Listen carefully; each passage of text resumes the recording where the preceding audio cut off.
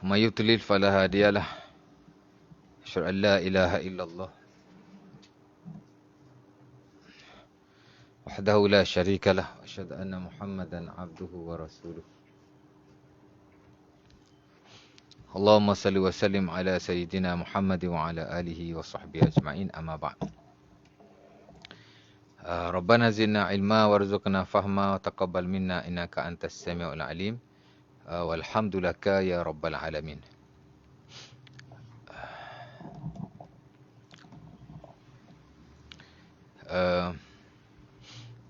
Syukur kepada Allah Subhanahu Wa Taala kerana kali ini kita dapat sambung pengajian kita yang telah kita tinggalkan sejak beberapa minggu atau sebulan yang lalu lah. Di mana hari itu kita berhenti pada tajuk Sunanul Wudu, ya. Perkara-perkara yang digalakkan ketika berwudu. Dan hari ini insya-Allah Taala kita akan masuk tajuk yang baru. Itulah tajuk Al-Mashu 'alal Khuffain, ya, sapu di atas khuf. Baik. Ia satu tajuk, satu bab lah daripada bab-bab yang ada dalam taharah, dan dia adalah perkara yang amat penting juga. Saya baca dulu. Bab sapuan di atas khuf. Ada beberapa perkara penting bersabit dengan sapuan di atas khuf. Pertama, syarat sapuan di atas khuf. Yang kedua, perkara yang membatalkan sapuan di atas khuf. Dan beberapa perkara yang furu' lah yang berkaitan dengannya. Ya. Baik, sebelum pada itu kita kena tahu dulu apa yang dimaksudkan dengan al-mashu 'alal khuffain, sapu di atas khuf. Ya. Pertama, perkataan sapu lah al-masah. Sapu, al-masah maksud sapu. Dan kita kena tahu dalam hak ehwal fiqh ni ataupun ibadah, ada perkara yang bersabit dengan sapuan. Ya. Kalau dulu kita belajar dalam wudu, ada sapuan di atas kepala. Bila kita ambil wudu tu, salah satu rukun wudu ialah menyapu kepala. Mashur ra's, sapu kepala. Itu juga satu bentuk sapuan. Di mana kita tidak membasuh kepala, seumpama kita membasuh anggota-anggota wudu yang lain. Kita ada basuh tangan, kita ada basuh muka, kita ada basuh tangan hingga ke siku, ya, kita ada basuh kaki. Dan di tengah-tengah tu ada sapu kepala. Bukan basuh kepala, sapu kepala. Walaupun kalau kita basuh kepala pun boleh, tapi yang disyarakkan kepada kita ialah sapu saja. Dan dalam Quran Allah Ta'ala sebut dalam surah Al-Ma'idah, sapu wamsahu biru'usikum. Surah Al-Baqarah, surah Al-Ma'idah ayat ke-6 yang kita kongsi tentang tata cara berwudu yang disebut oleh Allah Subhanahu Wa Ta'ala itu. Allah Ta'ala sebut wamsahu biru'usikum, dan sapulah kepala kamu. Sapu, itu juga satu bentuk sapuan. Kemudian kita jumpa lagi, ni juga satu bentuk sapu, tapi bukan sapu atas kepala lah, tapi sapu di atas dua khuf. Al-masah makna sapu, bukan basuh tapi sapu. Yang kedua ialah al-khuffain, al-mashu 'alal khuffain, sapu atas dua khuf. Al-khuffain ialah merujuk kepada sejenis pakaian yang dipakai di kaki, ya. Kita kata macam stocking lah. Tapi dia stocking daripada kulit. Al-khuf ialah ma yulbas 'ala rijli min julud. Itu pentakrifan yang kita temui dalam buku-buku fiqh. Khuf ni merujuk al-khuffain makna dua khuf. Perkataan musanna, yakni dua lah. Kalau satu khuf, kalau dua khuffan atau khuffain. Kalau banyak khifaf, mana khuf-khuf. Jadi sapu di atas dua khuf sebab kita hanya ada dua kaki. Jadi dah tentu kita pakai hanya dua khuf.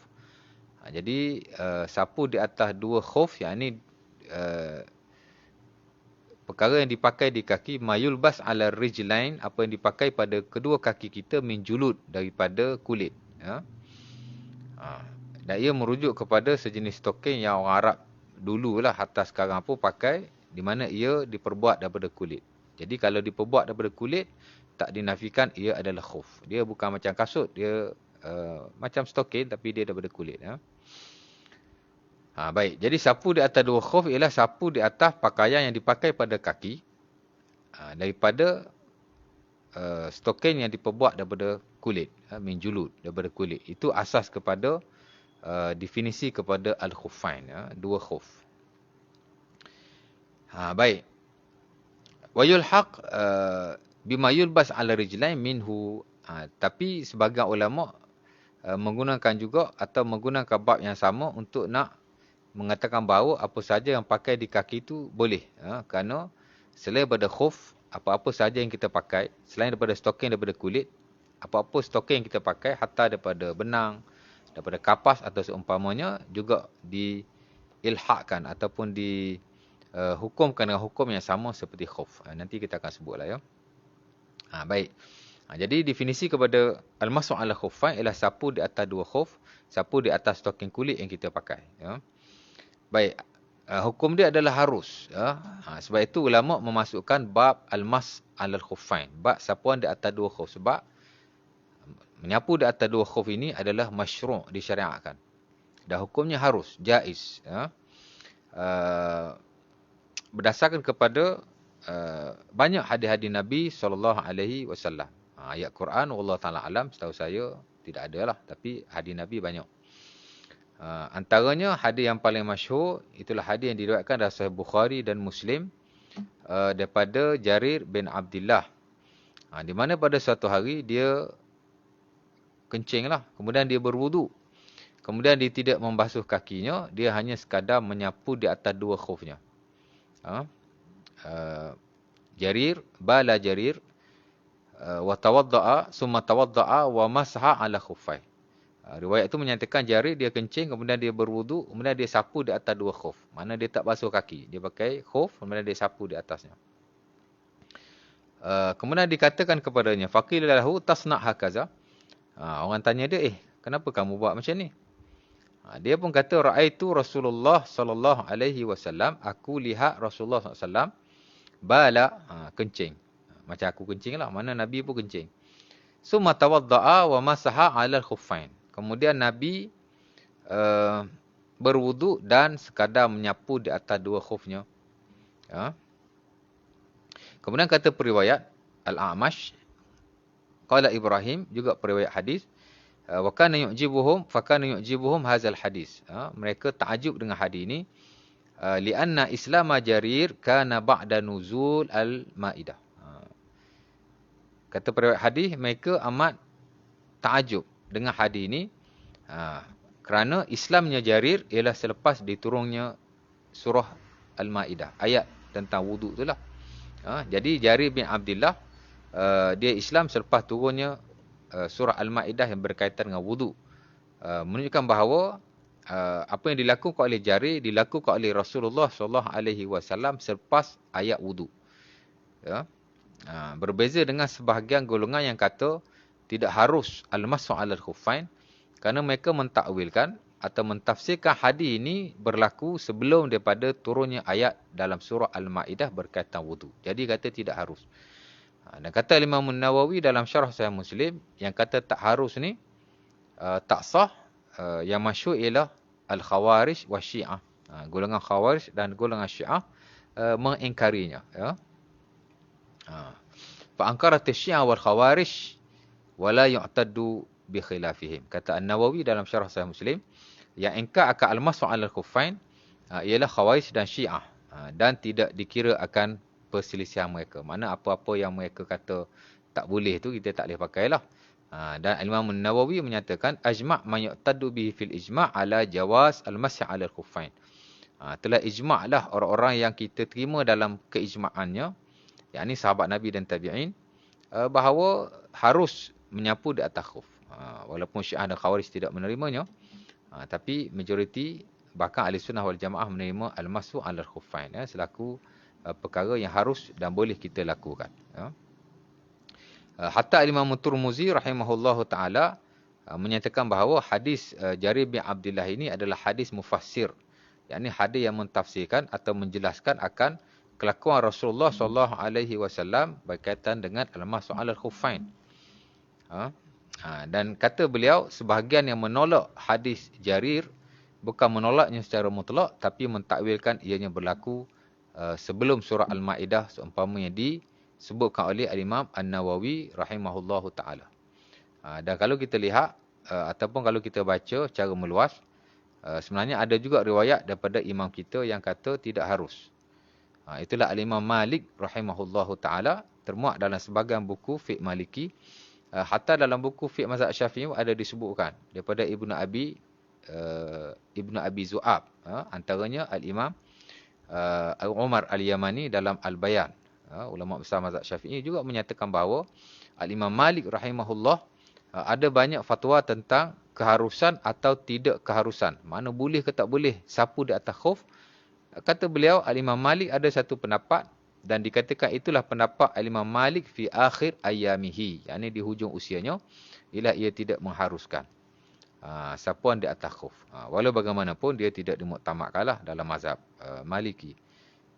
Wallahu ta'ala alam, kerana ia menyalahi pentafsiran sahabat dan tabi'in yang lain. Kerana bukan hanya hadis Jarir bin Abdullah yang menyatakan bahawa harus sapu di atas khuf, malah ada banyak lagi hadis-hadis yang lain.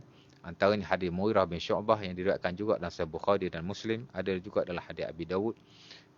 Hadis Abi Dawud juga daripada Bilal bin Abi Rabah, dan ramai lagi. Hatta dalam Musannaf, sebahagian besar daripada juga menyatakan bahawa ada sahabat yang menyapu di atas khuf, termasuk Ibnu Umar dan selainnya. Dan kata Al-Imam Dawud, Al-Imam Abi Dawud menyatakan, wa masaha 'alal khuffain jama'atun minas sahabah. Dan sapu di atas khuf ni dilakukan oleh jamaah, yakni sebahagian besarlah daripada para sahabat Nabi sallallahu alaihi wasallam. Baik. Jadi kita tahu ia diharuskan berdasar pada hadis Nabi dan juga ijma'. Dan ini juga disebut oleh Al-Imam Ibnu Al-Munzir dalam buku ijma'nya, di mana katanya ajma'u ala anna man akmala taharatahu summa labisa khuffai summa ahdas lahu an yamsah ala khuffain. Kata Imam Ibnu Munzir dalam buku ijma'nya, satu buku ijma' yang kita kena rujuklah dah hak ewat ijma'. Antara yang paling bagus dan terbaiklah hatta Imam An-Nawawi memuji buku Al-Ijma' yang dikarang oleh Al-Imam Ibnu Al-Munzir. Bahkan An-Nawawi sendiri mengakuinya dalam Muqaddimah Al-Majmu', kalau dia nak rujuk ijma', dia rujuk buku Al-Ijma' Ibnu Munzir berbanding buku ijma' dalam mazhab Syafi'i sendiri. Dan dia kata wahwal qudwah fi hadzal fan. Dalam bab ijma' ni Al-Imam Ibnu Munzir adalah qudwah, ikutanlah. Maksudnya yang boleh kita guna pakai berbanding yang lain. Jadi kalau Ibnu Munzir kata ijma', kebiasaannya ia adalah ijma' yang betul lah. Baik. Ada ayat Syekh? Ada ayat?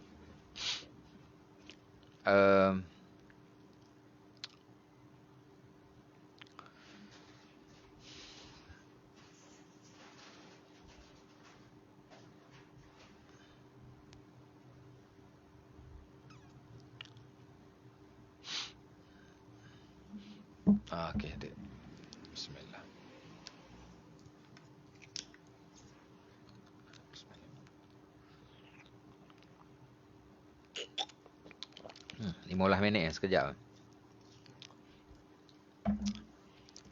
Jadi Ibnu Munzir kata telah ijma' lah akan ulama salaf dan khalaf, sesiapa yang menyempurnakan wuduknya, yakni wuduknya dengan air, lantas dia memakai kedua khufnya, kemudian dia berhadas, harus ke atasnya untuk menyapu di atas khuf.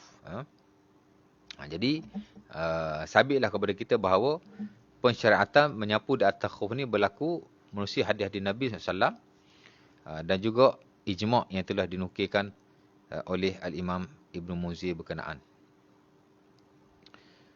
Baik. Kemudian setelah kita tahu akan definisi dan hukum sapu di atas khuf, kita masuk kepada tadi apa syarat menyapu di atas khuf. Kerana sebagaimana hal-hal taharah yang lain, menyapu di atas khuf juga ada syarat-syaratnya. Dan secara umumnya bila kita rujuk buku-buku fiqh, ada 3 syarat terutama yang dimestikan sebelum kita nak menyapu di atas khuf. Pertama ialah memakai khuf selepas suci daripada bersuci. Memakai khuf selepas suci daripada bersuci atau berwudu. Maksudnya, ataupun dalam istilah bahasa Arab sebut taqaddumut taharah. Taqaddumut taharah qabla lubsil khuffain. Maksudnya kita mesti menyempurnakan wudu ataupun bersuci sebelum kita memakai dua khuf. Maksud kata kita wudu keseluruhan, selepas itu kita memakai khuf berkenaan. Memakai khuf selepas sempurna bersuci. Maksud setelah kita habis bersuci, berwudu lah terutamanya, selepas tu baru kita pakai khuf. Kalau kita tak berwudu, kita mandi wajib. Mandi wajib dia mengangkat hadas besar, at the same time dia juga mengangkat hadas kecil. Walaupun kita tidak berwudu. Itu kita akan bincang secara terperinci dalam babul ghusl, bab mandi nantilah. Jadi kalau kita berwudu keseluruhan ataupun kita dah mandi wajib, yang mana semasa kita mandi kita tidak melakukan perkara yang membatalkan wudu. Jadi kita tak ada hadas lah, kita dalam keadaan suci, maka kita pakailah khuf ketika itu. Dan tak boleh kita pakai khuf sebelum kita berwudu terlebih dahulu. Kita dalam keadaan berhadas kita pakai khuf, tak boleh sapulah. Hendaklah kita dalam keadaan suci terlebih dahulu, kemudian selepas itu barulah kita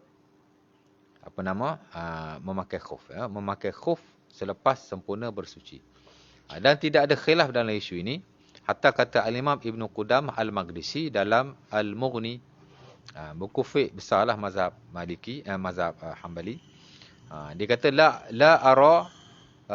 a'lamu ala taqaddumi at-taharah li jawazil mashi khilafan. Setahu aku dia kata tidak ada khilaf tentang kemestian bersuci terlebih dahulu sebelum memakai khuf.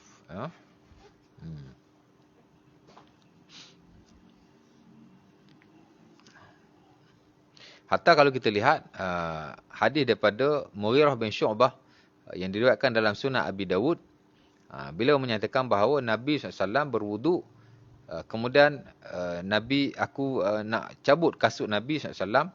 Nabi berkata padanya, da'huma fa inni athqaltuhuma tahiratain. Nabi berkata, tinggalkan ia, aku telah memakainya dalam keadaan ia suci. Maksudnya boleh sapu di atas khuf selepas kita memakainya dalam keadaan bersuci. Dan of course lah, kasut yang kita pakai itu mestilah suci juga. Baik. Itu yang pertama. Yang kedua ialah khuf mestilah menutupi kawasan wajib basuhan. Walaupun tidak menutupi keseluruhan, ia mesti menutupi sebahagian besar daripada kaki kita. Tempat yang wajib dibasuh itulah. Dia panggil satru li ghalib mahallil fardi. Satruhuma li ghalib mahalli al-fardi. Khuf berkenaan mestilah menutupi kawasan yang wajib dibasuh. Walaupun tidak keseluruhan, tapi hendaklah sebahagian besar daripadanya. Maksudnya jika khuf berkenaan ada sikit sebanyak lubang ataupun kerosakan, maka tidak menjadi masalah selagi mana ia menutupi kawasan basuhan yang wajib secara walaupun tidak keseluruhan tapi sebahagian besar daripadanya. Hatta kalau para sahabat Nabi SAW sebahagian besar adalah fuqara, orang yang miskin. Dah tentu sebahagian daripada khuf mereka ada yang terkoyak, ada yang berlubang, ada yang rosak dan seumpamanya. As long as dia boleh dipakai, walaupun ada sikit sebanyak kecacatan dan menutupi sebahagian besar daripada kaki kita, maka boleh untuk kita sapu di atasnya. Khuf mestilah menutupi kawasan wajib basuhan. Satruhuma li ghalib mahallil fardi. Itu istilahnya.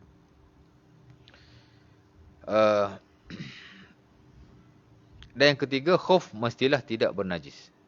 Taharah ainihima. Maksudnya kedua-dua khuf yang kita pakai itu mestilah bersih daripada najis. Tak boleh khuf kita khuf yang ada najis padanya, ataupun khuf tu memang diperbuat daripada perkara yang dihukumkan najis. Tak boleh lah khuf daripada kulit babi umpamanya. Tak boleh lah. Khuf daripada kulit anjing. Dia mesti suci ainnya, yakni khuf tu mesti daripada kulit yang suci. Kalau kulit pada haiwan yang tidak disembelih, ia telah disamak terlebih dahulu.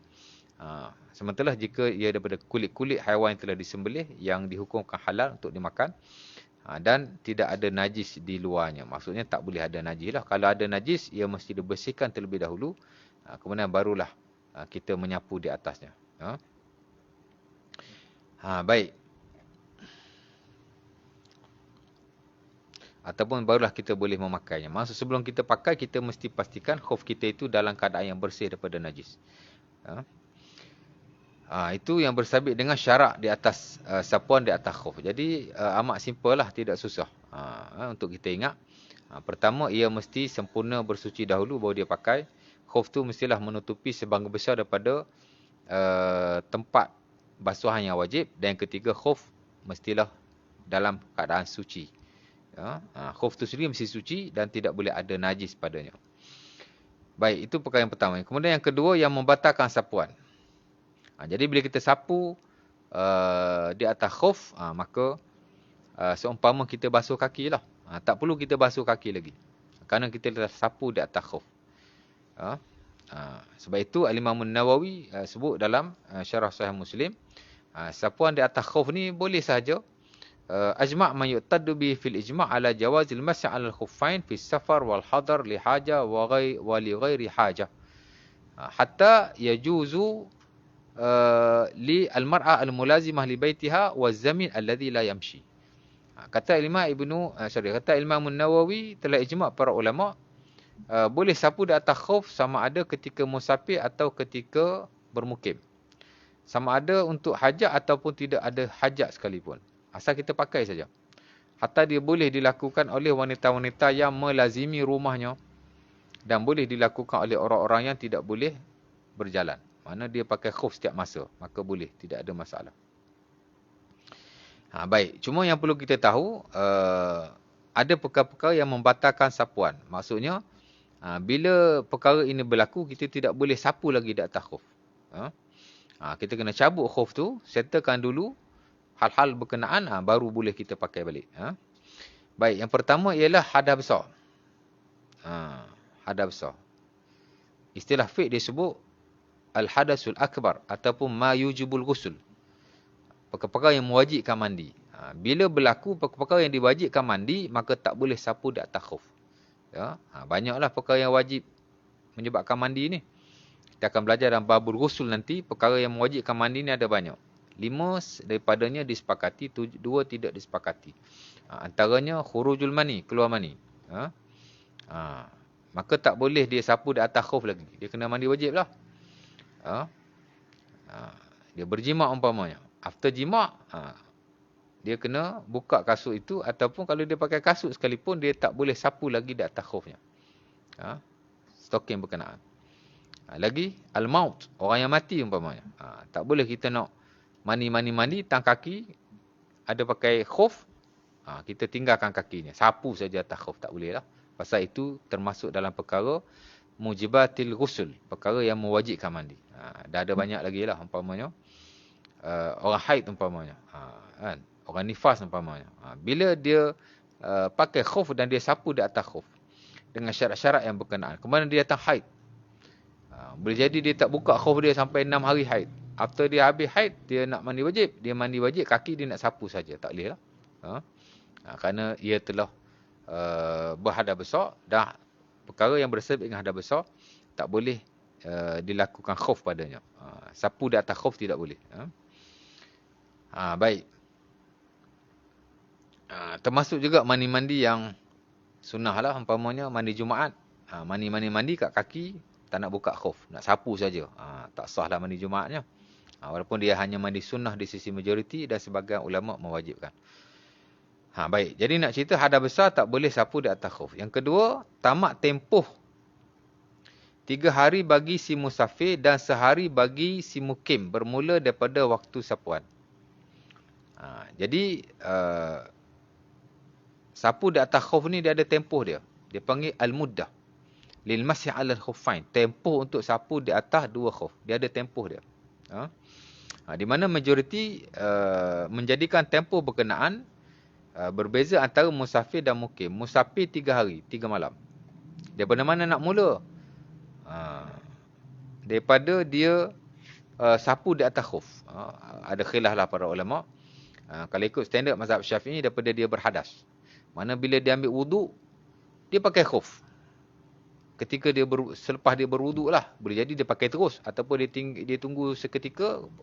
Mungkin dia ambil wuduk pukul 10, pukul 11 dia pakai. Bolehlah esok dia dalam keadaan suci. Habis tu nak dikira tempoh tu daripada bila?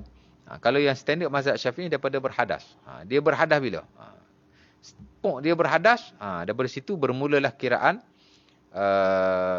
sapu di atas khuf. 3 hari bagi orang yang bermusafir, 3 malam, dan 1 hari 1 malam bagi yang bermukim. Ada start daripada waktu itu. Tapi sebagai ulama kata start daripada sapu. Boleh jadi dia berwuduk pukul 10. Dia pakai khuf pukul 11 masih dalam keadaan bersuci. Pukul 12 dia ada hadas. Tak dikira lagi. Habis tu kira bila? Bila dia berwuduk sekarang. Bila dia berwuduk nak zuhur pukul 1.30. Bila zuhur dia ambil wuduk, kemudian dia start sapu di atas khuf. Maka sebagai ulama kata bermula daripada waktu itu. Dan saya kira ia sebahagian besar daripada ulama-ulama hadis.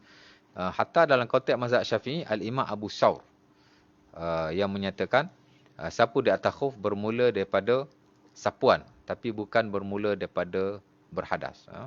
Ada sebahagian ulama kata bermula daripada dia pakai. Start pakai itu dah kira 3 hari dah bagi yang bermusafir. Ataupun 1 hari 1 malam bagi yang bermukim. Pakai dah kira start. Dia kata start berhadas baru kira start. Tapi saya kira yang paling kuat hujahnya ialah daripada sapuan. Daripada sapuan. Dan itu pandangan Al-Imam Ibn Taymiyah rahimahullah ta'ala juga. Dan saya kira pendapat yang paling bagus. Ulama sepakatlah 3 hari 3 malam. Tak sepakatlah. Mana majoriti kata 3 hari 3 malam untuk musafir. 1 hari 1 malam untuk bermukim. Cuma mereka tak sepakat start daripada bila. Ulama yang kata start daripada sapu sebab Nabi kata yamsah. Hadis Ali bin Abi Talib dan Sahih Bukhari Muslim, Nabi kata yamsahul musafir salasata ayyam wa layalihinna wa yamsah al muqimu lailatan yauman wa lailah. Nabi kata orang yang bermusafir dia sapu 3 hari 3 malam. Jadi Nabi sebut sapu. Maksudnya waktu tu mesti bermula daripada sapu. Sebab itu ia dianggap sebagai pendapat yang paling baiklah.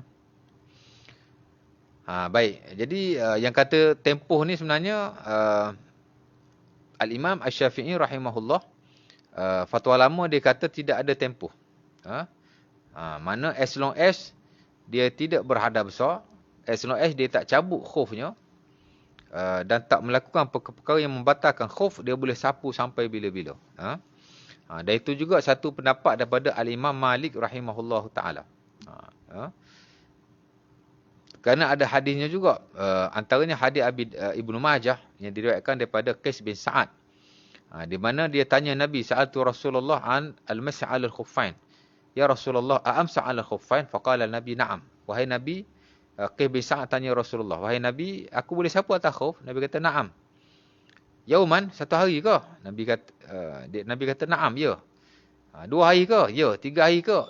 Ila ambalagha sab'an. Sampai dia tanya Nabi sampai 7 hari. Nabi kata ya. Dan Nabi kata imsah ma badalak. Kamu boleh sapu sampai bila-bila.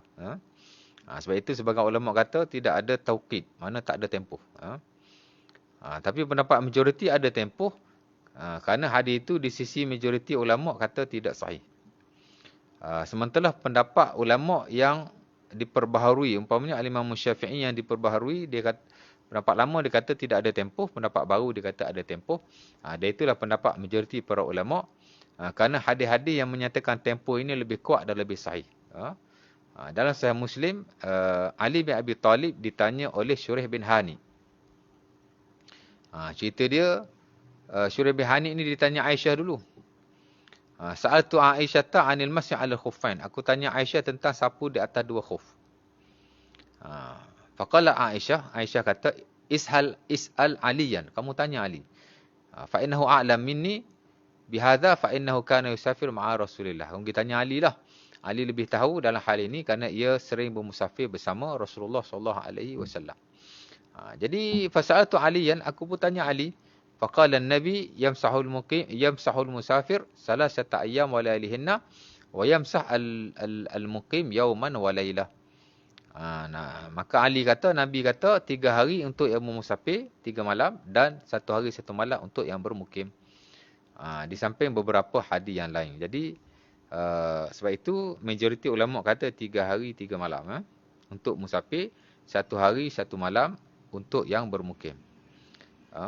Mana kata dalam masa berkenaan, selagi mana dia tidak melakukan hal-hal yang membatalkan sapuan, maka dia boleh guna secara berterusan. Tapi bila tamat tempoh, habislah. Sebab itu antara perkara yang termasuk membatalkan sapuan selain daripada hadas besar ialah bila tamat tempoh. Tamat tempoh dah tak boleh dah. Habis tu nak buat macam mana? Dia kena buka khuf dia, wuduk balik, baru pakai balik. Bismillah. Kalau tamat tempoh lah. Kalau tadi hadas besar, dia kena settle dulu hadas besar, baru boleh pakai balik. Baik, yang ketiga ialah mencabut khuf. Walaupun belum tamat tempoh, bi khal'ihima. Ini syarat yang disepakati oleh para ulama. Apabila seseorang itu mencabut khuf yang dia pakai, maka tamatlah tempoh. Dia tak boleh nak pakai lagi, melainkan setelah dia ambil wuduk balik. Cuma ulama tak sepakat adakah batal wuduk orang yang berwuduk dengan menyapu di atas khuf. Sebagian ulama kata batal wuduknya, dan sebagian yang lain kata tidak batal. Hatta dalam mazhab Syafi'i pun ada 2 pendapat. Pertama yang kata batal wuduknya bila dia mencabut khuf, dan sebagian ulama kata tidak batal wuduk walaupun dia mencabut khufnya. Dan dia adalah pendapat Imam An-Nawawi rahimahullahu taala. Ibn Taymiyah juga berpendapat benda yang sama. Mana selagi jika dia mencabut khuf, batal sapuan saja. Tapi wuduknya tidak terbatal. Macam orang sapu kepala lah. Dia sapu atas rambut, kemudian dia cukur rambut dia bagi botak. Batal tak? Tak batal kan? Jadi pendapat yang kata tak batal itu lebih baik lah. Lebih baik dan lebih saya tak pasti majoriti ke tidak. Baik. Kemudian sambungan. Sebagian ulama mengafdalkan sapuan atas khuf, manakala sebahagian mengafdalkan basuhan kaki. Maknanya sebagian ulama mengatakan afdal sapu atas khuf kerana ia adalah rukhsah, sementara ia adalah sunnah Nabi SAW. Manakala sebahagian kata afdal basuh kaki, kerana asal wudu ialah basuh kaki. Wal aslu afdal minal badal. Sapu di atas khuf ni hanya badal, yakni replacement, gantian. Asal wudu ialah basuh kaki. Of course lah, al aslu afdal minal badal. Yang asal itu lebih baik daripada yang badal. Walau bagaimanapun, sebagian ulama mengambil jalan pertengahan, di mana jika seseorang itu sedang memakai khuf, maka lebih baik dia menyapu di atas khufnya. Man tawadda' summa labisa khuffai la yatakallaf bi naz'ihima iqtida'an bi sunnati Rasulillah sallallahu alaihi wasallam. Kata Imam Ibn Taymiyah, orang yang memakai khuf janganlah dia mencabutnya, sapu saja di atasnya kerana mengikuti sunnah Rasulullah sallallahu alaihi wasallam. Wa amma man qadamahu maksyufatan, adapun orang yang kaki dia tak pakai khuf, maka fal afdal an yaksilahuma wa la yatakallaf bi lubsihima. Kalau orang tu kaki dia tak pakai khuf, lebih afdal dia membasuhnya, jangan dia menyusah-nyusahkan untuk memakai khuf pula. Maknanya melihat kepada keadaan kita pada waktu itu. Jadi kalau kita pakai khuf, kita sapu.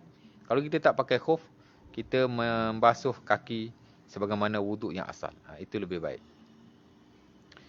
Sebagian lagi mengafdalkan menurut keadaan orang itu. Ini pendapat Ibn Taymiyah yang saya nukilkan. Harus juga menyapu di atas jabirah, iaitu balutan atas anggota wuduk.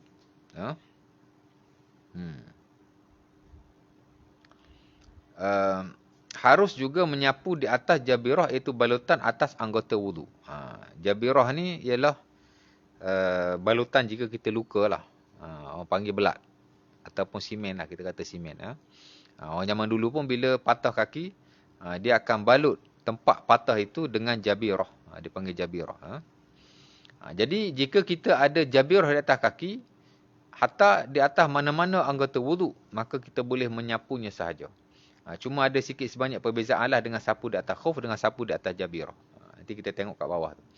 Sapu atas jabirah tiada tempoh tertentu. Berbeza dengan khuf. Contoh tangan kita patah.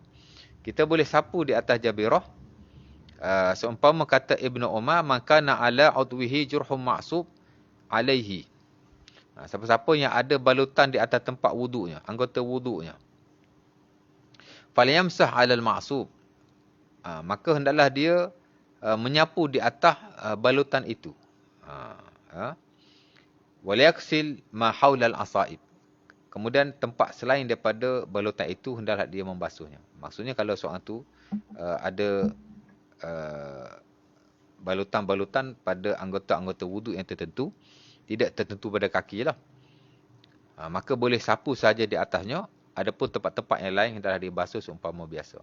Sebagian ulama mensyaratkan berwuduk penuh dahulu sebelum sapuan di atas jabirah. Seumpama sapu di atas khuf juga. Dan ini yang standard dalam mazhab Syafi'i, di mana sebelum kita nak berwuduk dengan menyapu di atas jabirah, hendaklah kita berwuduk terlebih dahulu. Tapi sebagian ulama yang lain mengatakan tidak syarat untuk berwuduk terlebih dahulu. Boleh saja terus sapu di atas khuf.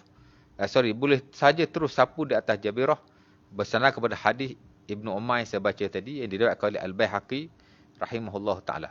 Bahkan ia lebih menepati kaedah taisir atau memudahkan. Kalau nak wuduk dulu agak sukar. Kerana kita tak tahu patah bila, takkan dah patah nak wuduk dulu baru nak pakai belat tu kot. Kan bila dah patah terus belat. Cuma kalau mazhab Syafi'i dia kena qada balik. Kalau dia berwuduk, dia balut sebelum berwuduk, wuduk dia sah. Walau sekadar sapu, cuma sembahyang dia kena qada balik. Kalau 2 bulan dia patah tangan, balut atas tangan, 2 bulan lah dia kena qada balik. Kalau dia berwuduk, kalau dia balut tempat patah dia tu sebelum dia berwuduk. Dan kira-kira amat mustahil lah ya. Amat sukar lah. Dan dia menafikan prinsip taisir yang ada dalam syarak. Sementara hadis Ibnu Umar yang diriwayatkan oleh Al-Baihaqi itu menjadi sandaran para ulama yang mengatakan bahawa tidak perlu berwuduk terlebih dahulu. Sama juga dalam hal yang sama, sebagian ulama mensyaratkan gabungan antara tayamum dan wuduk. Maksudnya dia bertayamum, dia berwuduk dahulu seperti mana biasa. Tempat dia balut tu dia sapu saja. Kemudian at the end dia masih disyaratkan bertayamum. Itu juga yang distandardkan dalam mazhab Syafi'i. Dan saya kira majoriti para ulama. Tapi sebahagian mengatakan bahawa tidak perlu sama sekali. Cukup untuk dia sapu saja di tempat yang dia balut itu. Kemudian yang lain dia berwuduk sebagaimana biasa dan tidak disyaratkan bertayamum. Dan ketika itu pendapat yang lebih memudahkan lah. Dari isu ni isu khilaf, isu ijtihad. Nas yang ada pun terhad.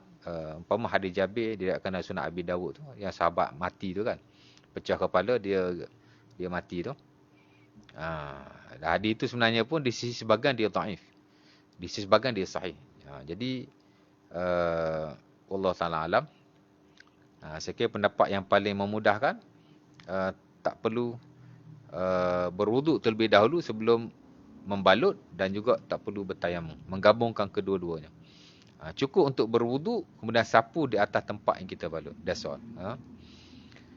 Baik, ini perbezaan antara khuf dengan jabirah. Khuf hanya untuk kaki, jabirah untuk mana-mana anggota badan. Sama ada anggota wuduk ataupun anggota-anggota yang lain. Kerana kadang-kadang bila nak mandi wajib, ada tempat yang dibalut yang tak melibatkan anggota wuduk. Cukup untuk sapu sahaja pada anggota berkenaan. Kemudian khuf untuk hadas kecil saja. Adapun jabirah boleh hadas kecil, boleh hadas besar. Khuf ada waktunya, jabirah tidak ada waktunya. As long as tangan kita yang patah itu berbalut, walaupun bertahun lamanya, maka dia boleh disapu di atasnya. Khuf disyaratkan berwuduk terlebih dahulu. Jabirah tidak perlu, walaupun ada ulama yang mensyaratkan. Khuf disapu di bahagian atasnya sahaja. Jabirah hendaklah disapu keseluruhannya. Walaupun jabirah tu terletak di kaki, terbalut kaki kan. Semua kena sapu. Tak boleh hanya bahagian atas seumpama khuf. Tapi kalau khuf boleh sapu atas sahaja. Hatta Ali bin Abi Talib sebutlah hadis Abi Dawud, "Lau kana din bir ra'yi lakana lau kana din bir ra'yi lakana asfalu."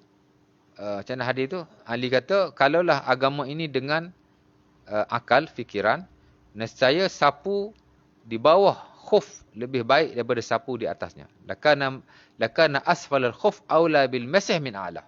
Itu matanya. Ali kata, "Lau kana din bi ra'yi lakana asfal al-khuf aula bil masih min a'la.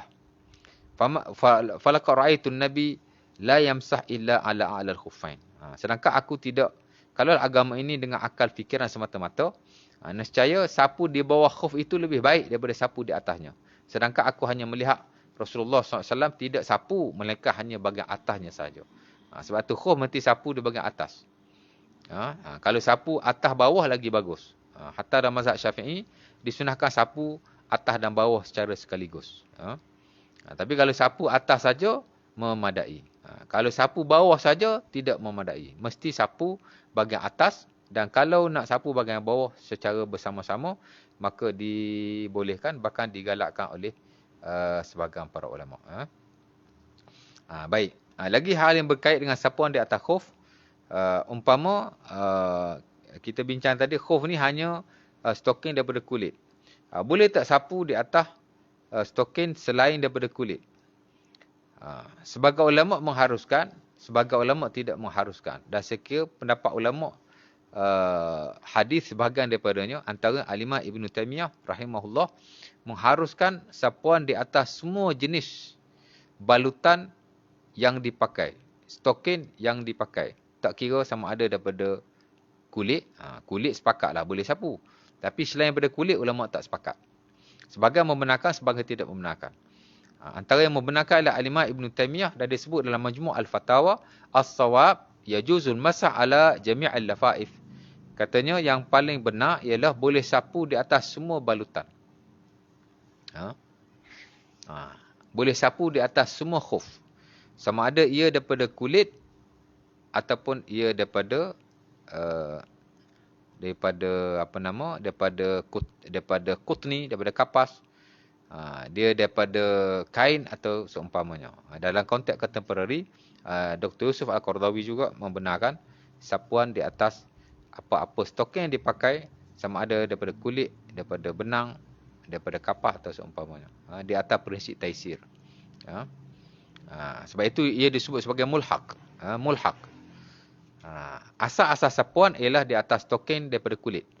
Tapi stoking yang bukan daripada kulit, dia termasuk dalam mulhaq, mulhaqat. Mana kalau sapu di atas khuf daripada kulit boleh, apa masalah jika ia bukan daripada kulit, sedangkan itu semua adalah rukhsah. Dan sekali itu pendapat yang lebih tepatlah. Hatta ada hadis yang diriwayatkan dalam Sahih Bukhari ataupun Abi Dawud, dari Sunan Abi Dawud, daripada Sauban. Di mana katanya, ba'asan Nabi sariyatan fa asabahumul barat. Falamma qadimu zakaru zalika li Rasulillah fa amarhu Nabi an yamsahu ala al-asa'i wat tasaqin. Kata Sauban, Nabi pernah menghantar sekumpulan tentera ke suatu tempat. Kemudian kumpulan tentera itu mengalami kesejukan. Bila dia balik, dia mengadu pada Rasulullah SAW. Apa Nabi kata? Nabi menyuruh mereka menyapu di atas al-asaib wat tasakhin. Al-asaib ialah al-imamah. Mana tutup kepala yang dia pakai, Nabi suruh dia sapu atas tu saja. Al-asaib kata Al-Imam Ibn Asir, al-imamah. Mana apa-apa yang dipakai di atas kepala seumpama serban. Mana boleh sapu di atas serban saja. Sebab sejuk kan, tak kena kepala pun tak apa. Wat tasakhin, dan apa-apa yang dipakai di kaki untuk menyejukkan. Nabi tak sebut kulit, Nabi tak sebut benang. Asal saja apa yang dipakai pada kaki. Walaupun alasan pada waktu itu ialah kerana sejuk. Tapi di atas prinsip memudahkan. Jadi apa-apa yang dipakai di kaki kita, sama ada daripada kulit, daripada benang atau seumpamanya, as long as dia dipakai untuk sejuk atau seumpamanya, maka dibolehkan di atas hadis berkenaan. Dan mungkin lagi lah ada hadis-hadis dan penghujah yang lain. Dan kita lihat dalam prinsip taisir, itu yang lebih baiklah ya. Di samping ia melibatkan khilaf. Ada ulama kata tak boleh stokin yang nipis, ada tak boleh stokin yang tebal, ada tak boleh menyerap air atau seumpamanya. Dan sebagian ulama mengatakan bahawa itu adalah syarat-syarat yang tidak ada nas dan dalil sama sekali. Dia di atas ijtihad semata-mata. Jadi bolehlah macam kita pakai stokin sekarang. Walaupun bukan daripada kulit. Memang kita tak pakai kulit. Orang Melayu mana ada pakai stokin kulit. Semua daripada benang. Jadi bolehlah as long as stokin itu menutupi kawasan kaki kita yang wajib dibasuh. As long as ia tebal. Mana tak nipis sampai nampak kulit. Tak boleh. Hatta kalau kita lihat fatwa Saudi sekalipun. Majma' dia panggil apa? Darul Ifta' tu Mesir. Saudi dia panggil apa?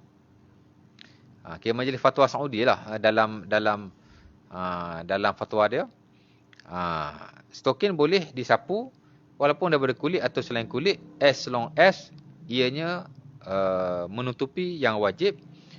Dan ia tidak terlalu nipis. Tidak syafaf. Mana tak nipis sangat. Jadi kalau stokin daripada benang. Dia tidak terlalu nipis. Maka harus. Dan kalau kita lihat pendapat contemporary. Hatta dalam fiqh sunnah. Biasanya dia akan guna pakaian itu. Amat sesuai lah untuk zaman sekarang. Amat sesuai. Baik. Jadi kita dah habis kot. Tentang al-mashu' alal khuffain. Apa dah? Sejam apa? 6.30 dah? Dia nak tanya Syai?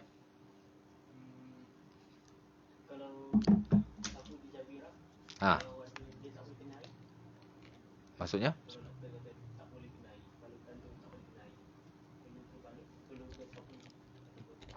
Jabirah memang kita sapu ke atas je. Kalau simen sekarang, kan? Simen sekarang sapu ke atas pun tak kena air pun. Kulit mana kena air. Kan? Tapi kena sapu juga. Balutan tu tebal ke, nipis ke, daripada apa sekalipun, daripada bahan-bahan yang terkini pun, kena sapu juga di atasnya. Sebagai gantian kepada basuhan. Tak semestinya kalau kita balut dengan kain baru nak sapu. Kalau balut dengan benda lain, kena sapu juga. As long as dia adalah balutan. Sapu saja di sekeliling balutan berkenaan.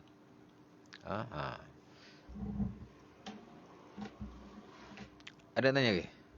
Apa lagi yang tertinggal? Tak ada kot. Jadi kita lihat hari ni, setengah orang dia tak belajar bab ni. Jadi kalau dia ambil wuduk kena buka kasut. Nampak macam senang. Tapi buka kasut ni kadang leceh. Saya pagi-pagi dah ada wuduk pakai kasut, pakai stokin. Tengah hari kalau nak sembahyang duha ke apa, saya wuduk sapu atas stokin je. Kadang kawan-kawan pun tengok, tak basuh kaki lah. Basuh buat apa? Aku dah pakai stokin kan. Tu kena belajar kan. Jadi kita tak perlu cabut kasut, cabut stokin. Kadang-kadang menyusahkan. Cukup untuk kita sapu di atas stokin kita saja. Hatta kalau kasut pun sama. Tadi saya sebut tajuk dia sapu di atas khuf. Khuf ni stokin daripada kulit. Sebenarnya boleh saja sapu di atas apa-apa kita pakai pada kaki, termasuk kasut pun. Kalau kita pakai kasut, boleh sapu di atas kasut. As long as kasut tak ada najis. Kerana ada hadis juga Ibnu Umar dia sapu di atas kasut. Ada hadis daripada Mughirah bin Syu'bah dan Sunan Abi Dawud, Nabi sapu atas kasut. Tapi dia dhaif lah di sisi sebahagian. Tapi sebagian ulama kata itu hadis hasan. Tawadda an-Nabi wa masaha 'ala an-na'lain wal jawrabain. Nabi berwuduk kemudian Nabi sapu di atas dua kasutnya. Na'lain ni dua kasut. Dua capal lah. Na'al kan capal. Kasut lah kira kan. Dan Nabi juga sapu di atas stokin. Jawrak ni stokin. Kalau stokin dia berkulit dia panggil khuf. Kalau stokin bukan daripada kulit dia panggil jawrak. Ada hadis Nabi sapu di atas stokin bukan daripada kulit. Tapi dari sudut sanad hadis tu ada pertikaian sikit. Tapi ada hadis yang sahih. Ibnu Umar antaranya dalam Musannaf Abdul Razak dia sapu di atas dua kasutnya. Kerana tawadda wa na'lahu fi rijlih. Dia wuduk kemudian di kakinya ada kasut. Dia pakai kasut. Wa masah alaihima. Dia pun sapu. Orang pun tanya, "Tas nak hakaza?" Pasal apa kamu buat macam tu? Biasalah kan orang tak pernah tengok macam kita lah. Bila kita buat benda orang tak pernah tengok macam tu, dia tanya, kau buat macam mana? Jadi sahabat Nabi pun ada yang tak pernah tengok Nabi buat macam tu. Sebab tu dia tanya macam tu. Macam kes jari tadi lah. Bila jari kencing, Nabi jari wuduk sapu saja dia kata, pasal apa kau buat macam ni? Jadi samalah kes Ibnu Umar, orang tengok dia buat macam tu, apa siapa kau buat macam ni? Kan? Sebab bukan semua sahabat tahu apa yang dilakukan oleh Rasulullah SAW. Sebab tu kalau kita belajar ilmu hadis, khabar ahad memang diterima dalam apa-apa ilmu sekalipun. Pasal tak semua Nabi ajar agama fi hadrati jama'ati sahabah. Maksudnya di hadapan sahabat yang ramai. Kadang Nabi duduk seorang kan. Jadi Ibnu Umar kata kazalika kana Nabi yaf'al. Aku buat ni macam inilah Nabi SAW melakukannya. Maksudnya sapu di atas dua kasut ada hadis yang marfu' kepada Rasulullah SAW. Jadi mungkin setakat tu aku. Ini asaslah kepada tajuk fiqh kita.